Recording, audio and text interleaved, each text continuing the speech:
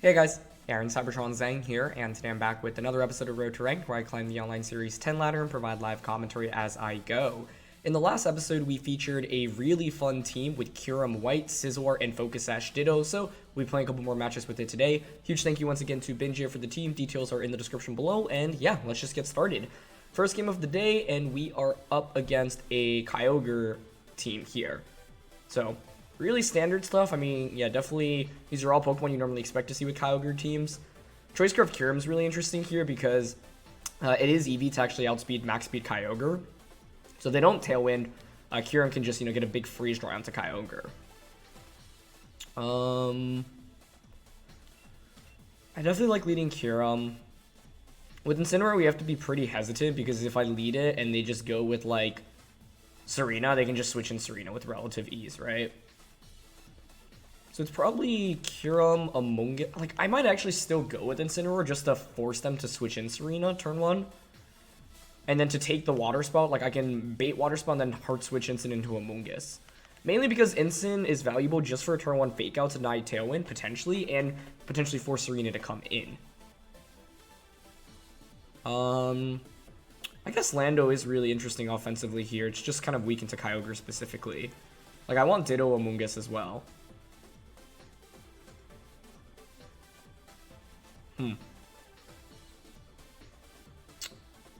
Maybe I don't bring Incin. I'm down for Kyurem Amoonguss, Ditto plus Landorus. I think that also works.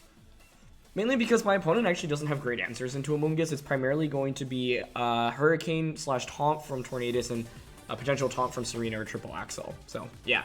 Either way, I feel like yesterday's episode was really interesting because we actually didn't even bring Kyurem in 2 of the 4 games. But I think this is a matchup where Kyurem can really shine. So, looking forward to it. But thanks so much as always for watching Road to Rank. If you enjoyed, please share support by leaving a like. I'd really appreciate it. And question of the day, I've asked this before, but I'm curious how long you all have been following VGC for. So, Scarf Kyurem is really good here. I think the play I want to make most is honestly protecting Amoonguss turn 1 into Scarf Freeze Dry into Kyogre. Now, Freeze Dry is not going to KO, but it's going to do a lot of damage.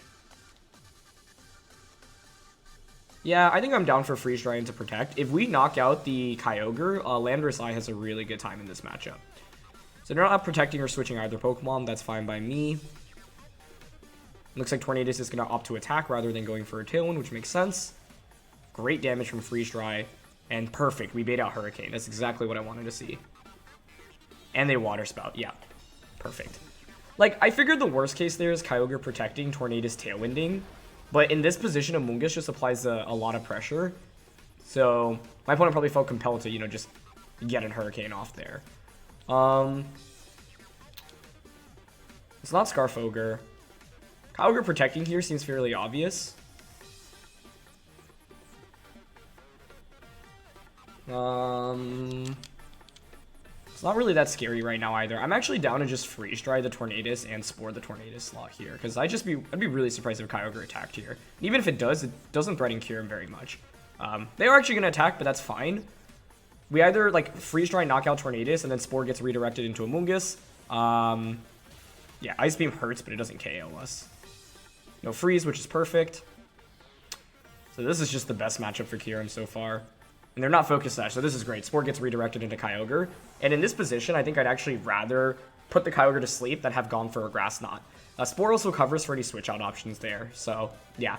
My opponent was in a position where, because we were Choice Scarf, if they actually went for Hurricane, we would have KO'd anyway. I wasn't sure if it was like a guaranteed KO, because some Tornaduses are really bulky, or occasionally run Focus Sash. But we're just in such good shape right now as they bring in Tsareena. Cool.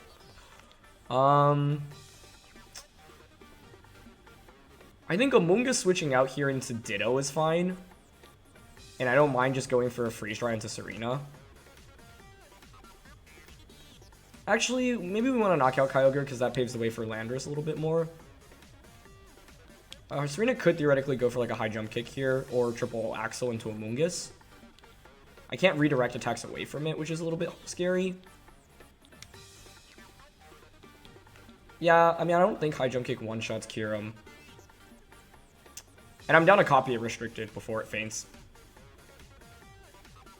This also just gives Amoonguss Regenerator, which is obviously really valuable. Maybe it was better to knock out Kyurem here, though. I'm not sure. Or sorry, Kyogre here. But Kyurem's is so good in this matchup, right? Like, they have 3 things weak to Freeze Dry, which has been awesome for us.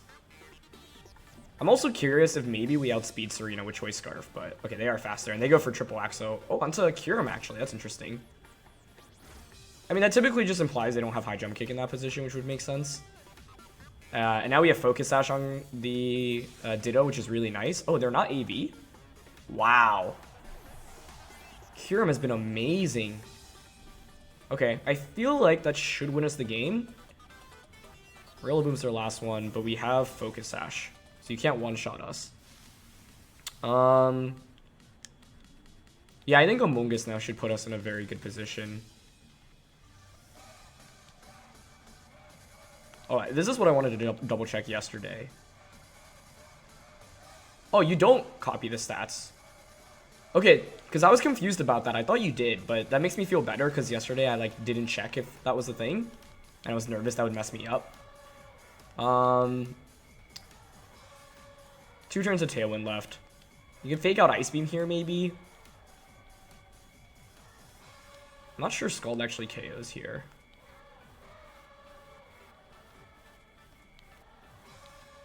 I mean, I'm down to just Freeze Dry and Scald into Kyogre here, because we just need to knock out onto Kyogre, and they can't pick up a double KO right now. They actually go for knockoff. Oh, okay. That's pretty cool. Kyogre stays asleep for another turn, so that just ensures the victory this turn. Even if it woke up, though, you're not going to knock out... they'll probably double up on Kyurem. I'm not sure if a Skull would have KO'd Kyogre from that range, honestly, but either way, it would work out fine, because then I just get a free switch it into Amoonguss. Like, Kyurem-White was amazing in this matchup, and I think, like, part of its strength is specifically into Kyogre rain teams. My opponent really had nothing for it. And Kyurem being as bulky as it is and with its typing just matches up specifically really well into Kyogre. And they didn't have an Urshifu. Urshifu is normally like probably the biggest threat to Kyurem on those teams, but without an Urshifu, there's not really much they could have done. So yeah, Freeze Dry just one-shotting so many things was amazing, right? In the end, my opponent actually brought 4 Pokemon that were weak to Kyurem. Freeze Dry literally hit everything for super effective, so lack of Incin made things easier, but even if they brought in some, I'm not sure it would have changed things drastically. So it was Modest, Kyogre, Mentor, Tornadus with Taunt, and Protect. Turn 1 was just the big turn, right? Like, we gained so much out of it. AV Rillaboom. It was Wide Lens Tsareena. Yeah, you could see they didn't have high jump kick, which is why they went for triple Axle. That makes sense. And then Citrus on Incin. So, yeah. It was a really, really good first game, and I'm glad this game could highlight the strength of Kyurem-White, because like I was saying yesterday, we ran into some pretty subpar matchups for it, but in the right matchups, specifically against Kyogre teams, it can be absolutely phenomenal, and that's exactly what it did here. My opponent set up Tailwind, didn't even end up mattering. Kyurem just put out so much pressure, and like I was thinking of leading Incin to deter Kyogre Tornadus and force a Tsareena switch in, but Amoonguss worked really well as bait, and like worst case was them going for Hurricane onto Kyurem on turn 1. And Scald or Ice Beaming it. That's pretty risky in itself, but even if they had done that, we'd still be in a pretty good spot. So yeah, that game just worked out really, really well for us. Wow, this is a really cool team. I feel like we haven't played Dialga in a while too, so should be an exciting restricted matchup. Honestly, Dialga I think is really good into Kyurem. Obviously, both Dragon and Steel are good into Kyurem here, and we don't do much to it in return. But the rest of the cool Pokemon are really cool here, too. I mean, Entei, Togekiss, Sableye. I mean, I guess Entei's obviously really standard, but Hydreigon, Sableye, Togekiss are all really neat. Like, if you take away the Dialga, it feels like kind of like a random VGC 2012-2013 team, which gives me so much nostalgia. So, that's really cool. Okay, I think Lando's really good here. Sableye's always scary. I don't think we bring Scizor here. Man, they are primarily special, so like Incin's not... Well, I guess like we have AV, which is helpful, but we don't do much damage. Nor is Intimidate that valuable. You know what? I actually like Kyurem into Lando because this can potentially allow for Icy Wind into Earth Power on Entei turn 1. I think Entei's the primary threat for my opponent's team. I'm gonna bring Ditto, and I think because they have Ferrothorn, I just have to bring Incineroar. Assault Vest is also valuable, and we can like get a little bit of chip damage with Flare Blitz and Lariat. But this is a really cool team. And like I always say, I really don't mind losing, just in general, but especially to cool teams, because like, yeah, you just get to see a brand new strategy or something that you're just not expecting, and that's typically like one of the best ways to learn in VGC, right? You can play standard teams, and like from those, then it's really about how you execute. But when you go up against things that are a little bit more unorthodox, like my opponent's team here, I'm just curious about the sets. Sableye plus Dialga does not instill much confidence in me here. You could even just like fake out Trick Room turn 1. You could Quash, go for an attack. There's a lot of scary stuff here. Man, I really want to bring in Ditto to copy them. Gives me confirmation of their set. They probably expect a Kyurem switch here, so I almost want to just attack. It's a question of like how much I value Kyurem. This is a really tricky position. Sableye just opens like a complete bag here for my opponent. I'm double switching here because one, it gives me confirmation of the Dialga set. I don't love potentially even losing Ditto here if they go like fake out Draco into it. But turn 1, I think it's just there's no risk-free play that I can make, and I really don't love the idea of losing either Kyurem or Lando immediately. So at least here I can scout out Dialga's moveset, see what that's trying to go for, and then pressure fake out turn 2 with it, and then the copied Dialga can now hit the Sableye. But Sableye is just a really tough Pokemon to go up against, especially on turn 1s to 2, when you don't know its full moveset yet. They did go for Quash. Okay. And Ice Beam. Oof. Okay, so we dodge a freeze there, which is good.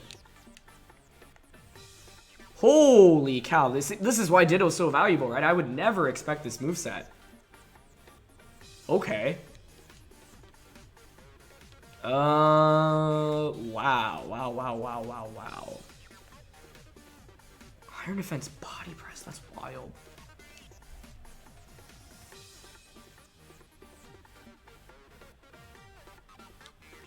Like, the thing is, I could fake out plus Iron Defense here myself. They might just taunt me with Sableye, though. I'll scout out for taunt, not all Sableye. Actually, I feel like most Sableyes run taunt, but... Okay, that's a good protect, too. Yeah, I really wanted to Flare Blitz Ice Beam Sableye there. But if they don't have taunt, they're actually in a pretty awkward position. Sableye's attacking here? Okay. Oh, they're just foul playing to Dialga. Okay, that's a good play. I didn't really do anything, though. I mean, we take those, right? I think we should survive a Quash into Body Press. That is such an interesting Dialga set. So I'm just going to Body Press their Dialga here and Flare Blitz it to try to knock it out. No taunt is really good there. It's Will-O-Wisp. Okay. That makes sense. I feel like that's pretty standard, actually. They're going to Body Press the Incin here. It's pretty good damage, but it's not a 2-hit KO, which is actually really valuable. Okay. It's a big burn. This next turn is awkward. I think we're just on the cusp of getting that knockout. Oh, it's lefties. Wow, this is such a cool Dialga set. Would have never expected it. So we've seen Fake Out Will-O-Wisp, Quash. Or we haven't seen. We just saw Quash and Will-O-Wisp. And Foul Play. Yeah, those all make sense.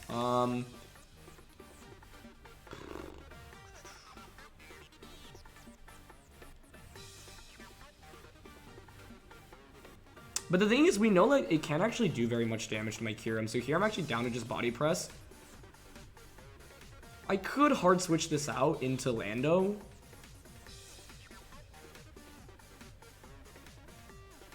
I just really don't want to lose Lando, and I feel like Incin's not that important for us right now, so yeah, I'll just U-turn, and like, if they get a low roll with Body Press... Oh, they switched Sableye out, okay, that's interesting. Into Togekiss, okay. And they protect, so I actually get Incin out, which is really good for us here, actually. Because it means I get Kyurem in. And Kyurem in, I would say, generally is positive. The question is what I want to lock myself into with it. Could just go for Freeze Dry. This is a fascinating game. But, like, the Dialga set, I think makes a ton of sense, especially because I would never expect that Dialga set in a billion years.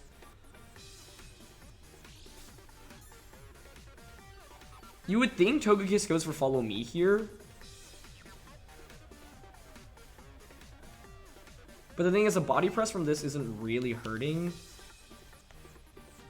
Oh, I also totally forgot about the amount of PP we have. That's a problem. Huh. We could also just Ice Beam and Freeze Dry into this slot. I don't even know if that's enough to KO.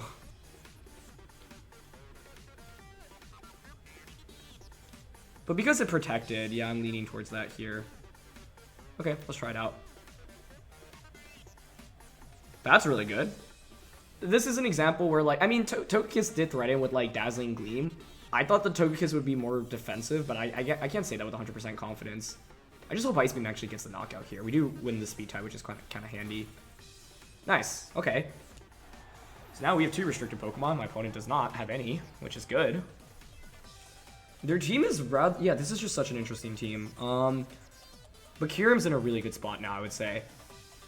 As soon as we confirm they don't have, like, Draco or Dragon Pulse or any Dragon-type attack on Dialga, Kyurem's already in a really good spot. This is just a fascinating team, though. It's so cool. Sableye comes out. I mean, Fake Out onto this is really obvious right now. Ice Beam here. I don't want Kyurem to take any damage this turn, so I think it's fine to just switch into Instant. I'm just curious about the Togekiss set. It could be Crit Kiss with Protect.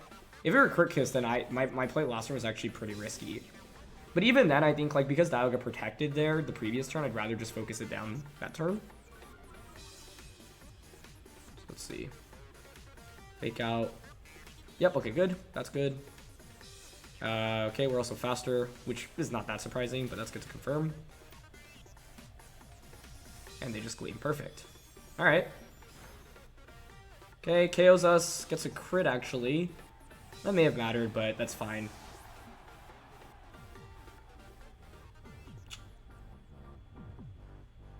Would I rather go into Lando here?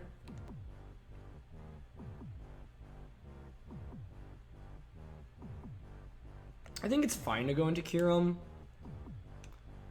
I mean, Crit Kiss does worry me a little bit here. Does Lando Earth Power one-shot Sableye is the question. Oh, also I really should be considering what they have in the back. I mean, I don't... if this is Crit Kiss, this is really awkward, actually. Because then my opponent this turn also has to make the decision, do you protect Togekiss? Because if you protect, what I can do is just Freeze Dry Flare Blitz the Sableye.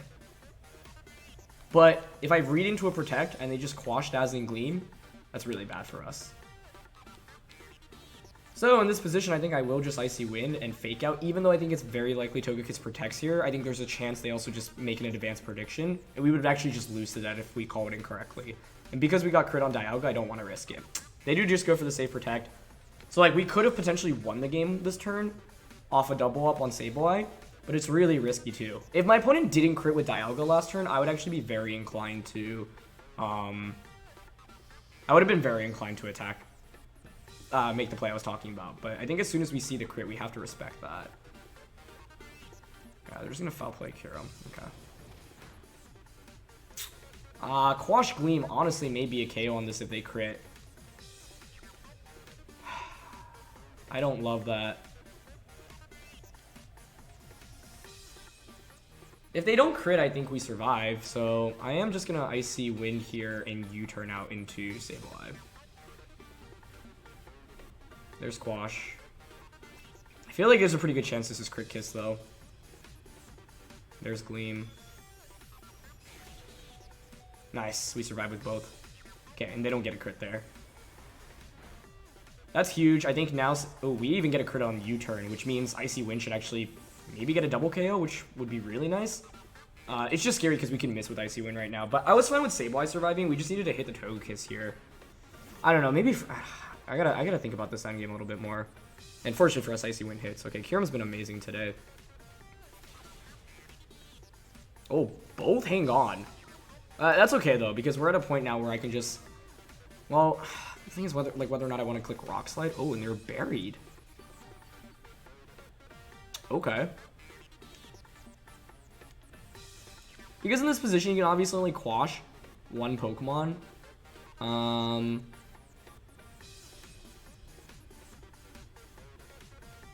think Icy Wind KOs from that range. I'm actually not 100% sure. It's kind of close. Actually, they might survive. But Foul Play does like nothing to us anyway. I'm down to just Rock Slide here. It's a little bit risky because we potentially risk missing. Yeah, they go for Quash. I don't know. Maybe it was better to just Sludge Bomb here then, because then if I miss on Togekiss, it's actually really bad, but we don't miss. I just wanted to cover for the option of Togekiss protecting and then Sableye Foul Playing to KO Kyurem. So that play, it's like you have to... We do have a slight chance of losing with a miss, but it covers for every other play my opponent can make as well. I honestly just don't remember how much Foul Play did to Kyurem earlier. I should have noted that exact damage range. And if I'm nervous about a crit, I think at that point it's probably just more effective to play around it. Like, the chance of missing is higher than the chance of critting there. So, yeah, I am just going to Icy Wind. We have Vincent in the back. Icy Wind and Target Power here should just win us the game. It's a really close game, though. Kyurem was amazing once again, though, so I'm glad we get to feature a little bit more today, because yesterday was not really about the Kyurem, and I was pretty sad about it.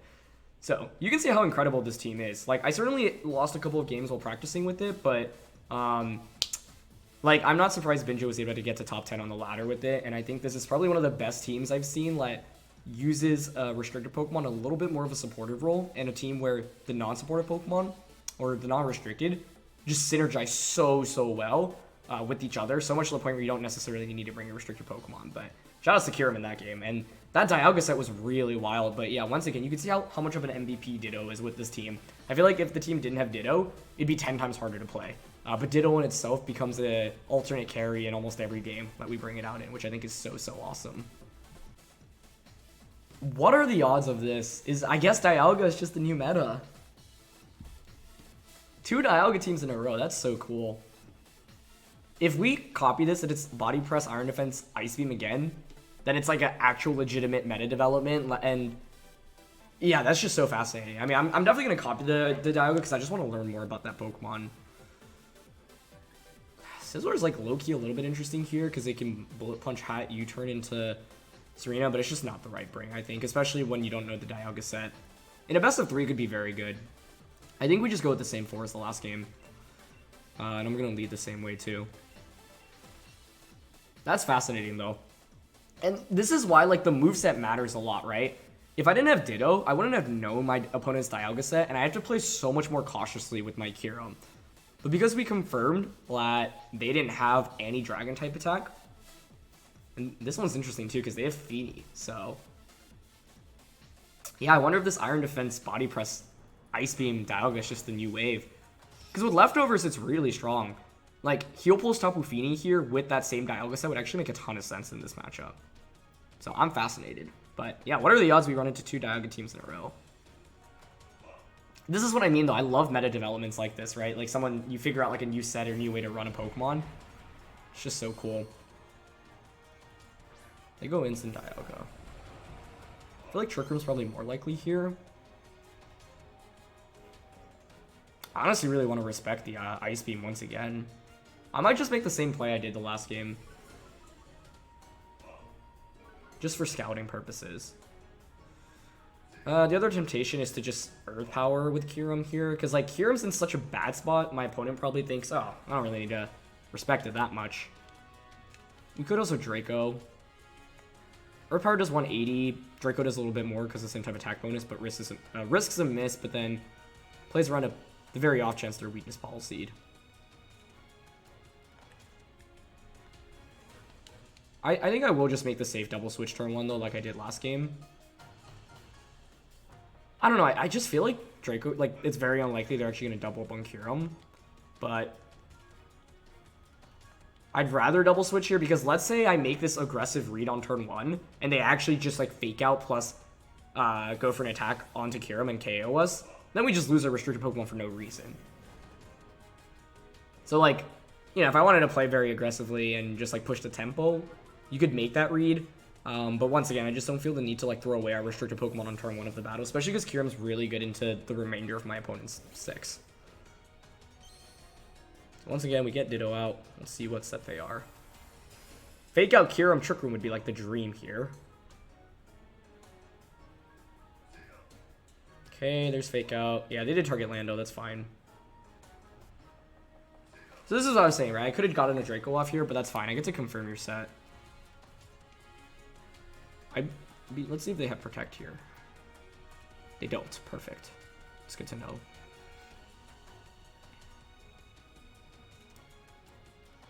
To be honest, in this position, like, me clicking Fake Out into this seems pretty obvious. I could see this switching out into Tapu Fini.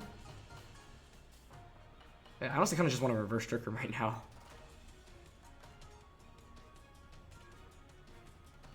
This is a really awkward spot.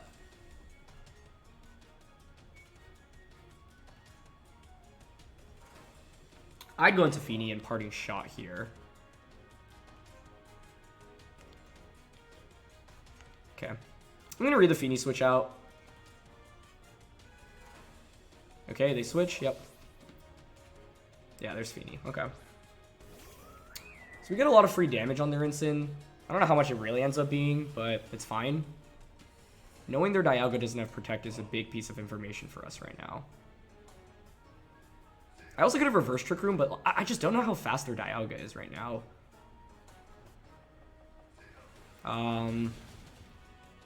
That's a crit, right? That's a really lucky crit. Although, at the same time, if we don't crit their Incin should survive, and then the next turn, they have to play, like, they don't have that much offensive pressure, whereas now they get a free switch it into whatever they want. You'd probably think Dialga? Yeah. So it's like kind of an awkward crit. This is where the potential speed tie is really bizarre. I think I will probably... do I want to reverse Trick Room here? Because, like, if I try to reverse Trick Room, they could potentially just Moonblast Earth Power me. Whereas, alternatively, if I Earth Power, at least it gives me a chance of a 50-50 of winning a speed tie. I do like U-turning here because it allows me to Psycho and Fake Out. So, yeah, I think I'll Earth Power U-turn here. I actually think it would have been beneficial for us to not... Oh, wow. Okay, so we do move first, which is huge. And they go for Draco. And they miss. We've had really good RNG here. But Draco's also... I feel like they were probably reading a switch there. But, like, the Misty Terrain is up. And you can miss with Draco. So that was just, like, a really risky play. Like, now punish... Like, they get punished for even harder. Okay, I mean, we'll take it. I feel like Earth Power there is just so much safer. They can still win this, though, especially if it's Calm Mind Fini. But they go for Muddy. Okay, perfect. That couldn't have played out any better, honestly. Accuracy drop is scary, but I can't complain, right? Like, I got a crit and a miss. I think we just hard switch back out into Incin right now. Just go for Earth Power again. It's so fascinating to run into Dialga twice, and once again, Ditto's the real MVP for us in these games. Okay.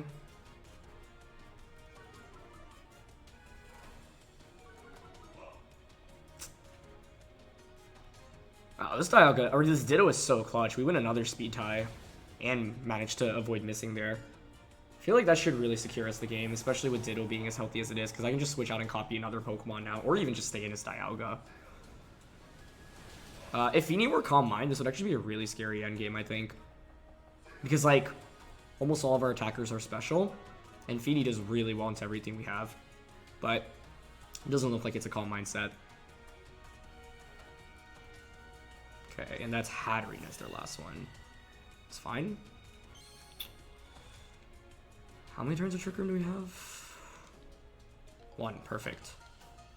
So I can just Fake Out here. Obviously I can Fake Out Flash Cannon. I'm just trying to think if there's any way I can play around the accuracy drop. I think I'm down to just Fake Out Flash Cannon here.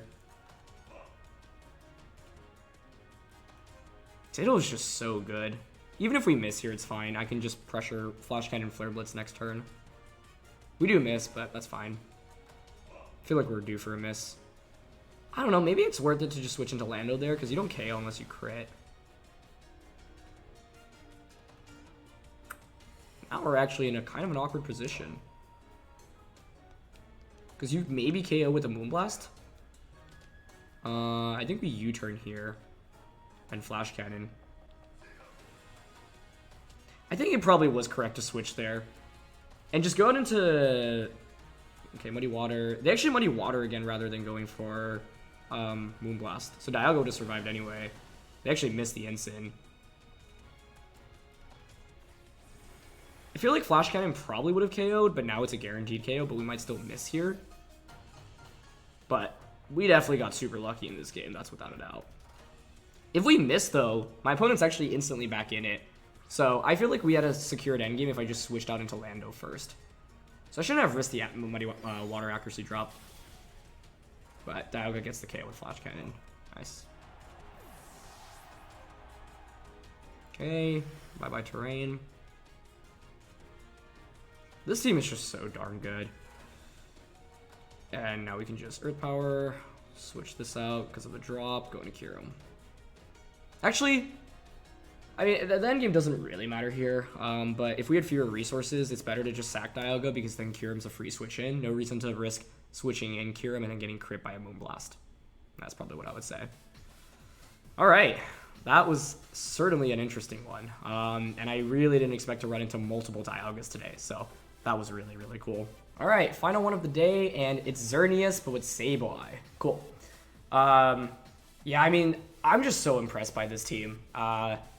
We've had an undefeated win rate with it on Road to Rank. I definitely took a couple of losses while practicing with it. And I think the main thing was understanding Kyurem's role with the team and understanding how sometimes you can use it offensively and sometimes the Icy Wind support's really valuable and other times you just don't bring it at all. This is a matchup where I actually question about whether or not I want to bring Kyurem. Because Scizor, Among Us, Ditto, Lando, and Incin are good. With Incin, there's more hesitance because of the Milotic, which actually poses a really big issue. So I think I'm actually willing to lead Among Us, Lando, yeah. It feels fitting that our final game with this team, we don't even bring the Kyurem, but Kyurem was amazing for us in this episode, so I really can't complain. But yeah, I don't know, this team is so fun. Like, I think out of all the teams we played in Series 10, this definitely ranks as one of my favorite teams to use, just because it definitely plays in a very different playstyle than what we're used to, because you're restricted, just operates in a completely different role. And that's, I think, just so fascinating in itself. So they go with Urshifu plus Xerneas. Now, the downside with the Landorus here is that it's modest. And so we outspeed... We don't actually outspeed Xerneas or Urshifu here if they're, like, timid max, right? I feel like Among Us here is just really good, though, so that's a good start for us.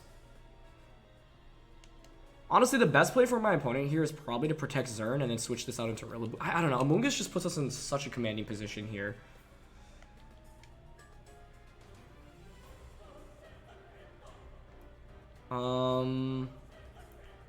I think I'm fine just going for... I don't know, Xerneas is in such a bad spot here. I just can't see them just going for Geomancy. Like, I honestly want to Sludge Bomb and Spore the Urshifu here because it covers for a Rilla switch out. Yep. And if Xerneas protects here, great. Yep, there's Rillaboom. I don't know, there's just like... like, Xerneas into Among Us in general is already just really bad for them. Maybe they click Geomancy, but even if they do, it's fine. Let's see. Perfect. Sludge Bomb's not going to KO Rillaboom, but that's fine. What we didn't want to walk into was basically giving my opponent like a free switch in there. So it's like, at least I get Sludge Bomb off. I always like have the anticipation of poison after Sludge Bomb, but obviously we can't poison Rillaboom here.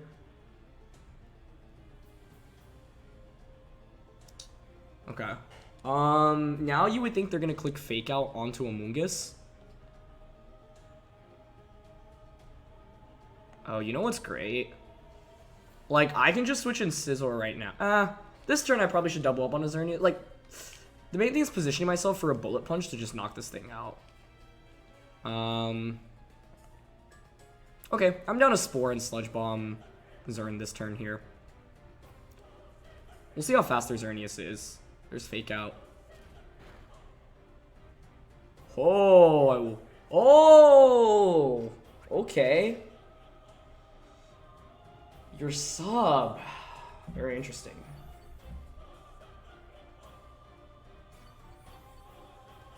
I'm also faster with Landers, which is a big piece of information.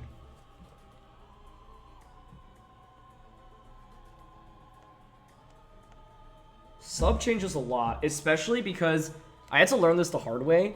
Was it practicing with this team? I don't think it was on Road to Ranked, but I learned the hard way that Ditto doesn't copy sub. So if I switch Ditto out into Xern right now, it's just Ditto, which is awful.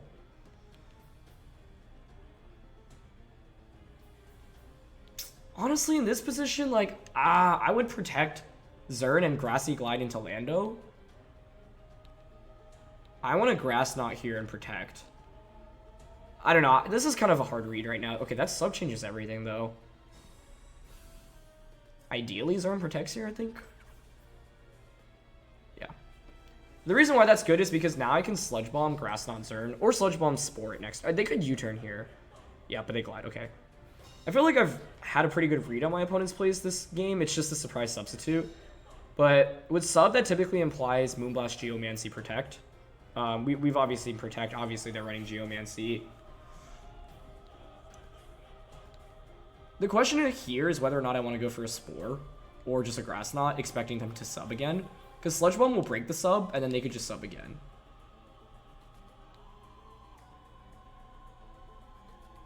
Having Banded is really good in the back, too.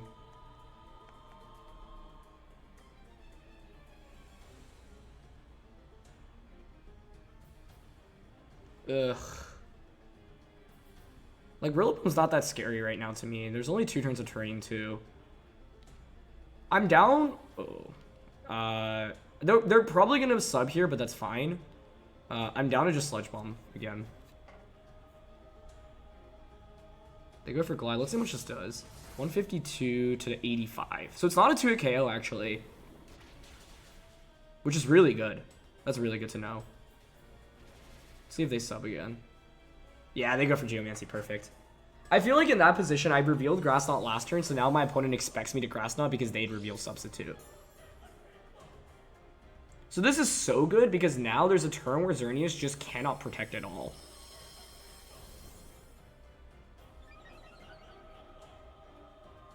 I mean, I think we just really want to bring in the... Like, the thing is, if my opponent gets a quick wake-up with the Xerneas, it's still definitely a winnable game for them. Okay. Oh, but I can now use my Ditto to copy you. Let's go, yeah. I think bringing out Ditto to copy and just getting the KO onto Rillaboom here is appropriate. Yeah, and the reason we want to get rid of the KO, we want to get the knockout on Rillaboom is so that it doesn't break our sash on the Ditto. Okay, nice. Even if Glide crits, I get Scissorin for free, which is pretty sweet.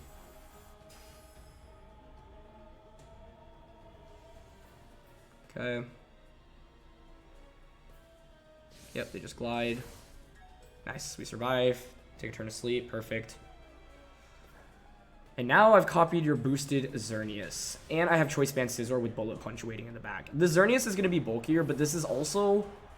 We get to see whether it's running Gleam or Moonblast. I'm guessing Moonblast. The thing is, if you run sub Xerneas, you're typically bulkier, but it means that you have to take away some investment from special attack. Or speed, I guess. But with that bulk means, like, even +2 Gleam doesn't do that much. So they bring in Instant, that's fine. Obviously, you pressure Fake Out onto Lando right now. I think the right place probably to just protect Xerneas here. I don't know, we could attack. Let's see what attack they have. Yeah, it's Moonblast, not Dazzling Gleam. Okay, great. So, honestly, I think here I'm actually down to just Moonblast them and Earth Power. Because you don't have Dazzling Gleam, this game is so much harder for my opponent to close out right now. So, they're going to go for Fake Out, and they target Xern. Yeah, so they're hoping for a Wake Up here. And they stay asleep. I think that should secure us the game. Because now we potentially just get rid of the biggest threat to Scizor. Beautiful. Oh, beautiful. Yeah, I feel like we definitely have had good RNG in our time using this team. Like, I don't think in any of the games we got unlucky. Part of what I love about this team is you do kind of make your own luck. because you do have 100% accuracy, accurate options, and Ditto just allows you to play really flexibly, which is so fun. Okay, so here I'm down to just Moonblast Urshifu. This game isn't won yet, but with Scizor in the back, it's looking good, I think.